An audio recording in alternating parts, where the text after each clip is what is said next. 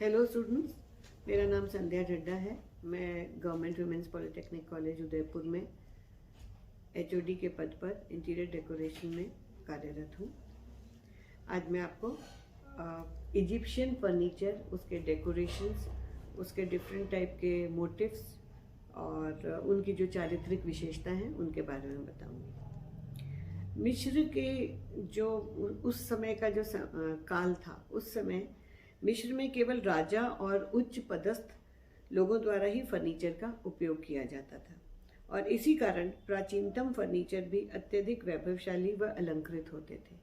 गरीब लोग, किसान और जो निचले तबके के लोग हैं वो उनके पास फर्नीचर होते ही नहीं थे। जैसा कि आज हमें मालूम पड़ा है कि नाइल नदी की वादियों में सभ्यता ने जन्म लिया था, जिसका पता आर्कियोलॉजिस्ट द्वारा खुदाई में प्राप्त स्मृति चिन्हों व म्यूरल रिलीफ्स द्वारा पता चला कि इतिहास के प्रभात में मिस्रवासी ही प्रथम कलाकार थे जिन्होंने पहली बार फर्नीचर बनाए थे। ऐसे औजार जिन्हें हम आदिम समय के या अपरिष्कृत समझते हैं, उन्हीं औजारों से उन्होंने जोड़ की कला, नक्काशी, विनियरिंग, इनलेइंग, पेंटिंग आदि कलाओं को अंजाम दिया तथा मजबूत फर्नीचर बनाए जो आज भी उदाहरण के तौर पर काम आते हैं और जिनका अनुसरण आज भी किया जाता है।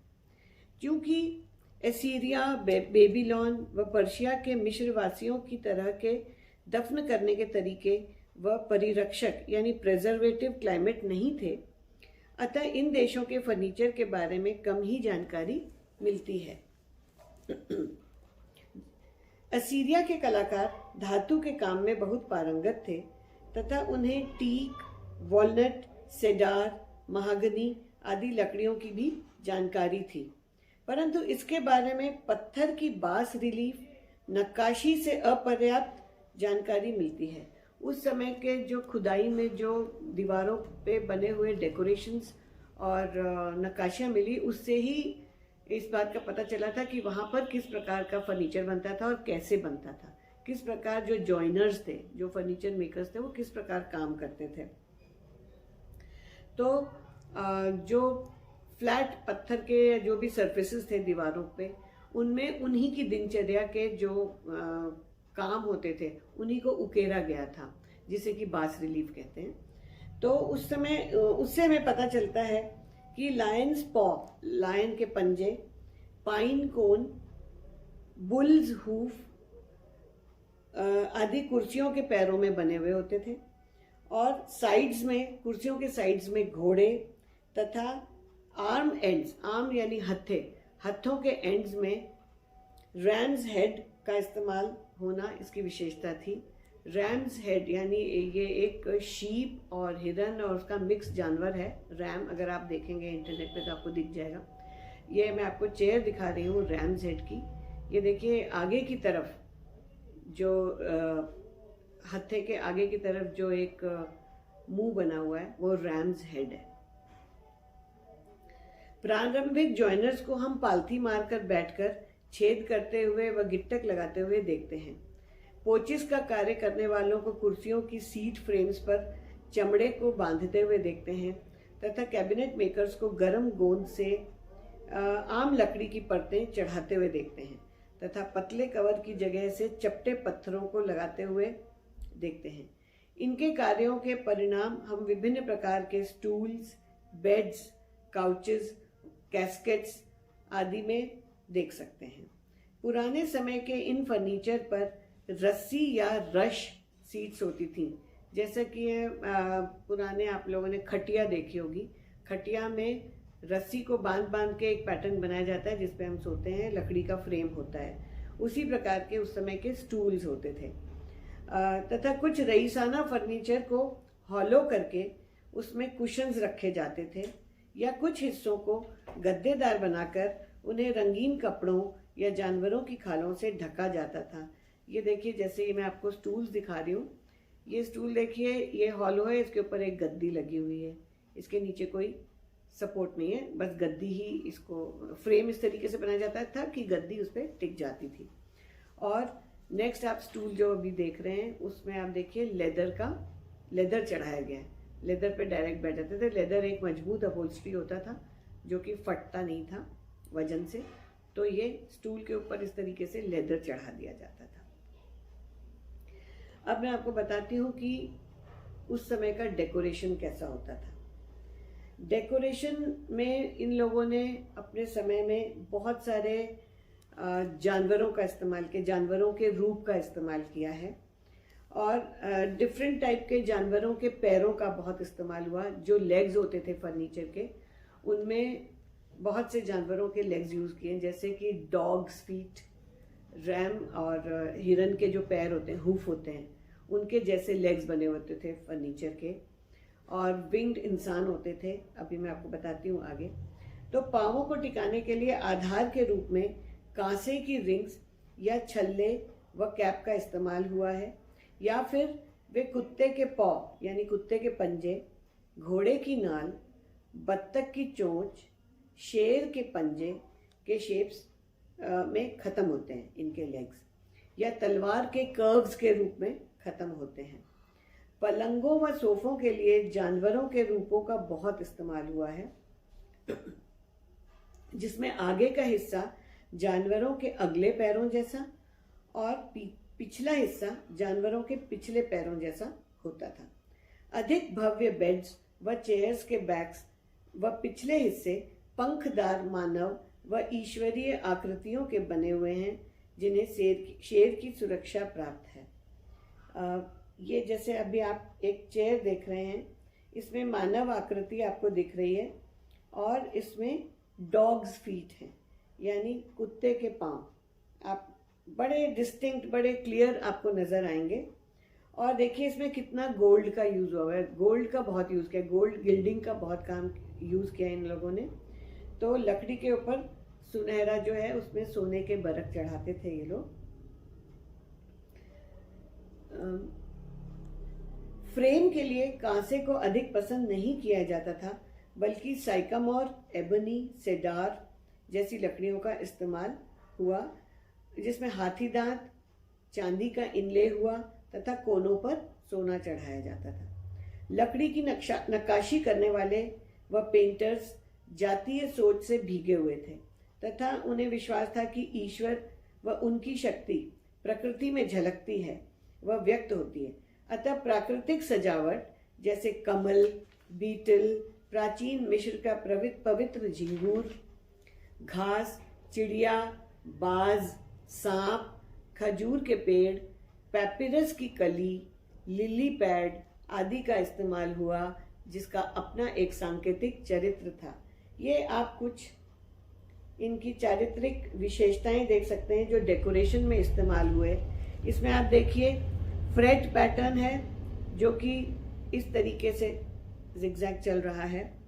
इसमें आप देखेंगे स्पाइरल्स हैं जो कि गोल स्पाइरल्स यूज हुए हुए हैं, और इसमें पैपिरस यूज हुआ है। विंग्ड, बड़े बड़े विंग्स वाली आकृतियां हैं, और काफी रंगों का इस्तेमाल हुआ है। अगले आप इसमें देखिए, ये पैपिरस की कलियां हैं जो कि उल्टी हैं, पैपिरस की कलियां हैं, और एग एंड डार्ट मोटिफ है, स्पाइरल्स हैं, और खजूर के पेड़ के पत्ते हैं। नेक्स्ट इमेज में आप देख रहे हैं, इसमें भी खजूर का पेड़ है और पैपिरस है। विभिन्न प्रकार से खजूर के पेड़ और पैपिरस की कलियों और फूलों को इस्तेमाल किया जाता था, जो कि आप इन इमेजेस में देख रहे हैं। इनके जो चेस्ट्स होते थे वो बहुत ही खूबसूरत बनाए जाते थे, और उसका जो typical Egyptian form of decoration का उसमें इस्तेमाल हुआ है। पेंटर्स ने पूरा इतिहास ही इनके बाहरी हिस्सों पर उकेर दिया, जिसमें लिखित किस्से व कहानी थे, तथा उस समय के राज करने वाले फेरोज यानी उस समय जो राज करते थे, जिनको आप राजा कह सकते हैं, इजिप्ट में उनको फेरोज कहते हैं, उनके शिकार करने के, युद्ध करने आदि के सीन्स बने हुए थे, जैसा कि आप इस इमेज में देख रहे हैं। बहुत ही खूबसूरत ये चेस्ट है, कर्व्ड ढक्कन है इसका, और इसमें शिकार के सीन्स आपको नज़र आ रहे होंगे, और बहुत ही खूबसूरत इस कैस्केट को बनाया गया है। आप ध्यान से देखिए इसको, कितना अच्छा बना हुआ है। इन्हें कारटाउचेस या हथियारों व औजारों के इर्द गिर्द या उनमें जिनमें उन्हें रखा जाता था पर बनाया जाता था, जो नाइल नदी की उच्च व निचली सभ्यता की प्रधानता के द्योतक थे। ये बारीक हाइरोग्लाइफिक्स मूढ़ाक्षरों में लिखित शाब्दिक पिक्चर्स लाल, पीले, नीले व हरे भू रंगों में पीलापन लिए हुए प्राकृतिक गोंद मिलाकर या अंडे की सफेदी मिलाकर परिरक्षक गोंद वार्निश लगाकर किए जाते थे। इसके बारीक आकारों के लिए खास तौर पर पतले बारीक ब्रशेस की आवश्यकता होती थी, जो इजिप्शियंस बढ़िया छंटे हुए रीड्स यानी लंबी लंबी घास, जो जंगली घास होती है, और उनसे बनाते थे। इनके अगले सिरों को पानी में तब तक डुबोकर रखा जाता था जब तक इनके बारीक रेशे अलग अलग ना हो जाएं। उसके पश्चात इनको काटकर सही पॉइंट बना दी जाती थी। इनमें एक ही टुकड़े में ब्रश के रेशे, पकड़ने के हैंडल, फेर्यूल, ब्रिस्टल आदि बनाए जाते थे। इस प्रकार इजिप्शियंस बहुत ही अच्छे कलाकार थे, जिन्होंने सब प्रकार का काम बहुत उपयुक्त, बहुत बढ़िया आज के ज़माने जैसे औजारों के बिना भी खूबसूरत अंजाम दिया फर्नीचर को। अब मैं आपको बताऊंगी कि इनके जो डिफरेंट फर्नीचर थे, जैसे कि डॉग फीट चेयर। इस चेयर को आप देखिए कि किस तरीके से, ये वाली चेयर मैंने आपको पहले भी दिखाई थी। इस चेयर में डॉग फीट बने हुए हैं, लकड़ी की है, एंथ्रोपोमेट्रिक साइजेस के अनुसार है। इनमें आगे और पीछे दोनों तरफ डेकोरेशन है और उसके ऊपर गोल्ड चढ़ाया गया है। इनमें मानव आकृतियां बनी हुई हैं और वो घुटने मोड़ कर बैठे हुए हैं। और लकड़ी जो इस समय इस्तेमाल होती थी वो थी वॉलनट, टीक और सेडार तथा महागनी। इन लकड़ियों से ये फर्नीचर बनते थे। तो डॉग फीट चेयर आपने देखी। अब मैं आपको नेक्स्ट बताती हूँ कि इजिप्शियन स्टूल। ये एक प्रकार का इजिप्शियन स्टूल है जिसमें आपने पहले भी देखा है, इसमें कुशन रखा हुआ है और रैम्स हेड बना हुआ है। ध्यान से आप इसको देखिए, इसमें रैम्स हेड बना हुआ है।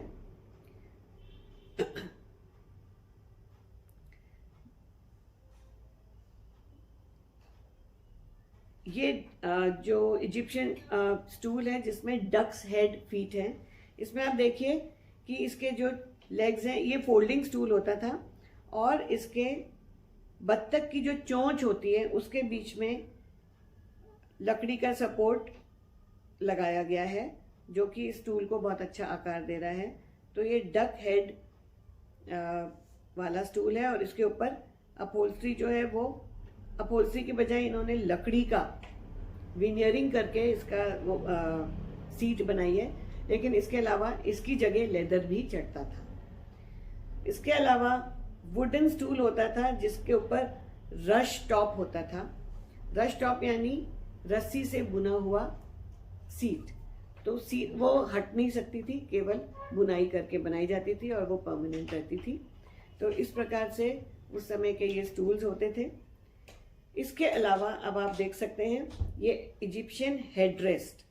ये जो हेडरेस्ट है, बड़े बड़े चेस्ट्स होते थे या इनके जो बेड्स होते थे उस समय पिलो नहीं थे, तो बड़ी बड़ी आकृति के लोग होते थे, लंबे हृष्ट पृष्ठ लोग होते थे। तो जब वो रेस्ट करना चाहते थे तो पिलो की बजाय इस प्रकार का हेडरेस्ट यूज करते थे।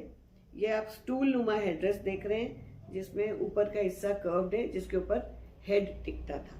तो बेड के ऊपर इस हेडरेस्ट को रखते थे और इसके ऊपर सिर रख के वो सोते थे। तो इस प्रकार इनका ये फर्नीचर हुआ करता था। इसके अलावा आप अभी ये नेक्स्ट इमेज देख रहे हैं, ये इजिप्शियन डेकोरेशन का टिपिकल स्टाइल है जिसमें खजूर के पेड़ बने हुए हैं और मानव आकृति आगे का हिस्सा मानव आकृति का और पिछला हिस्सा जो है वो जानवर की आकृति का बना हुआ है। बड़ा क्लियर इसमें दिखाई दे रहा है। पिरामिड के ट्रायंगुलर शेप्स दिखाई दे रहे हैं। पैपिरस की लीफ दिखाई दे रही है जिसमें इंसानों ने अपने हाथ में पैपिरस की लीफ ली हुई है। इसके अलावा इनके जो डिफरेंट मोटिव्स और यूज होते थे, जो कि पाइन कोन था। पाइन कोन के डेकोरेशन में इस्तेमाल करने के तरीके आप इस इमेज में देख सकते हैं। इसके अंदर आप देखिए कि हाथ में किस तरीके से पाइन कोन पकड़ा हुआ है। इनके सारे डेकोरेशंस में पाइन कोन का बहुत ज़्यादा इस्तेमाल हुआ है। और मॉडर्न ज़माने में भी पाइन कोन्स का इस्तेमाल बहुत होता है जहाँ पे फाउंटेन्स वगैरह बनते हैं। और ये आप एक बिशप को या क्रिश्चियन मिशनरी को या पोप को अपने हाथ में लिए हुए देख सकते हैं। उसमें भी पाइन कोन बना हुआ है जो रेड सर्कल से एनसर्कल किया गया है, वो पाइन कोन दिखा रहा है। पाइन कोन इस प्रकार से होता है। और ये आंख का चिन्ह भी आपको इसमें दिख रहा है। ये टिपिकल इजिप्शियन स्टाइल है। नेक्स्ट इमेज जो मैं आपको दिखा रही हूँ, ये मैं आपको बुल्स हूफ दिखा रही हूँ। बुल्स हूफ यानी सांड का या बैल का खुर। इस प्रकार के खुर वाले फर्नीचर भी होते थे। लेग्स का जो एंड होता था वो इस प्रकार से होता था। ये आप फर्नीचर देख सकते हैं। ये जो टेबल बना हुआ है इसमें बुल्स हूफ बना हुआ है। बहुत ही क्लियर और बहुत ही खूबसूरत बना हुआ है। और इसमें आप लकड़ी की नक्काशी भी देख सकते हैं, लकड़ी पे किस प्रकार से नक्काशी की गई है। तो इस प्रकार के ये सारे फर्नीचर हुआ करते थे इजिप्शियन स्टाइल के। ये नेक्स्ट चेयर मैं आपको दिखा रही हूँ। इसमें आप रैम्स हेड बहुत क्लियर देख सकते हैं। ये एक शीप जैसे, शीप होती है ना भेड़, उस प्रकार का एक जानवर होता है जिसके गोल मुड़े हुए सींग होते हैं, उसको हम रैम बोलते हैं। तो ये रैम्स हेड चेयर के आर्म के एंड पे बना हुआ है। और ये लकड़ी की बनी हुई चेयर है जिसके बैक में विंग्ड आकृति के जानवर बने हुए हैं जिनके पंख हैं। तो ये पंख वाली आकृति का बहुत ज़्यादा इस्तेमाल हुआ है इनके फर्नीचर में। इस तरीके से हम कह सकते हैं कि इजिप्शियन फर्नीचर का अपना एक डिस्टिंक्ट स्टाइल था जो किसी और कहीं और के फर्नीचर से कहीं पर भी मेल नहीं खाता है। और आज की तारीख में इजिप्शियन फर्नीचर को स्पेशल या कोई खास पीस के रूप में किसी भी कमरे में इस्तेमाल किया जाता है। आपको कभी भी पूरे कमरे में इजिप्शियन फर्नीचर की सजावट नहीं मिलेगी। एक स्टेटमेंट के रूप में किसी एक फर्नीचर पीस को बहुत से होटल्स में, बहुत सी लॉबीज़ में इस्तेमाल किया जाता है क्योंकि इनका अपना एक डिस्टिंक्ट स्टाइल है और ये बहुत ही खूबसूरत है। ये आप नेक्स्ट चेयर भी एक और देख सकते हैं। इसमें विनियरिंग की गई है, आप देखिए। इसमें भी डॉग फीट हैं और लकड़ी के विभिन्न रंगों से या हाथी दांत से इसमें इनले किया गया है। नेक्स्ट टेबल जो मैं आपको दिखा रही हूँ, इस टेबल को आप देखिए। इसमें विंग्ड आकृतियां हैं, पंख बने हुए हैं। हेड जो है वो ह्यूमन का है, लेग है वो एक जानवर के हैं और विंग्स बने हुए हैं। और जो इसका टॉप है इसके ऊपर विनियरिंग की गई है। इस तरीके से हम देख सकते हैं कि इजिप्शियन फर्नीचर बहुत ही खूबसूरत था। और मुझे उम्मीद है आपको इजिप्शियन फर्नीचर के बारे में डिटेल्स समझ में आ गई होंगी। Thank you.